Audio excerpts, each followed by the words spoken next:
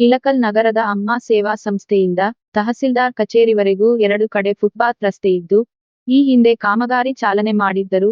ಚಾಲನೆ ಮಾಡಿ ಒಂದೇ ತಿಂಗಳಲ್ಲಿ ಕಾಮಗಾರಿ ನಿಲ್ಲಿಸಿದ್ದಾರೆ. ಮುಖ್ಯ ರಸ್ತೆಗೆ ಅಂಟಿಕೊಂಡು ಬಾಲಕಿಯರ ಸರಕಾರಿ ಪದವಿ ಪೂರ್ವ ಕಾಲೇಜು, ಬಾಲಕಿಯರ ಪ್ರೌಢಶಾಲೆ ಹಾಗೂ ಸರ್ಕಾರಿ ಆಸ್ಪತ್ರೆ ಇದೆ. ಶಾಲೆಗೆ ಮತ್ತು ಕಾಲೇಜಿಗೆ ಹೋಗುವ ವಿದ್ಯಾರ್ಥಿನಿಯರಿಗೆ ಫುಟ್ಪಾತ್ ಇಲ್ಲದ ಕಾರಣ ವಿದ್ಯಾರ್ಥಿನಿಯರು ಮತ್ತು ಸಾರ್ವಜನಿಕರು ಮುಖ್ಯರಸ್ತೆಯಲ್ಲಿ ಚಲಿಸಬೇಕಾದ ಪರಿಸ್ಥಿತಿ ಎದುರಾಗಿದೆ.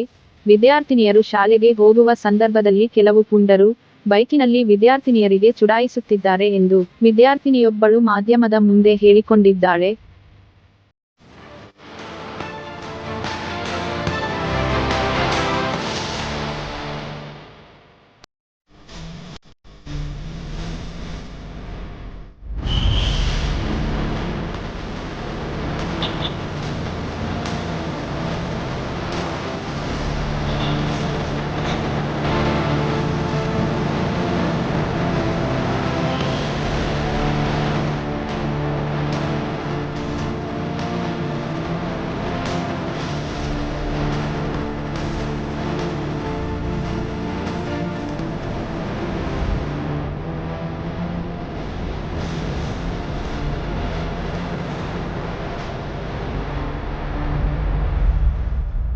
ಅಷ್ಟೇ ಅಲ್ಲದೆ ಆ ಫುಟ್ಪಾತ್ ಇರುವ ಜಾಗದಲ್ಲಿ ಕೆಲವೊಂದಿಷ್ಟು ಲಾರಿಗಳು ಮತ್ತು ಅಂಗಡಿಗಳು ಕಾಯಂ ಸ್ಥಾನ ಪಡೆದುಕೊಂಡು ಸಾರ್ವಜನಿಕರಿಗೆ ತುಂಬಾ ತೊಂದರೆಯಾಗಿದೆ.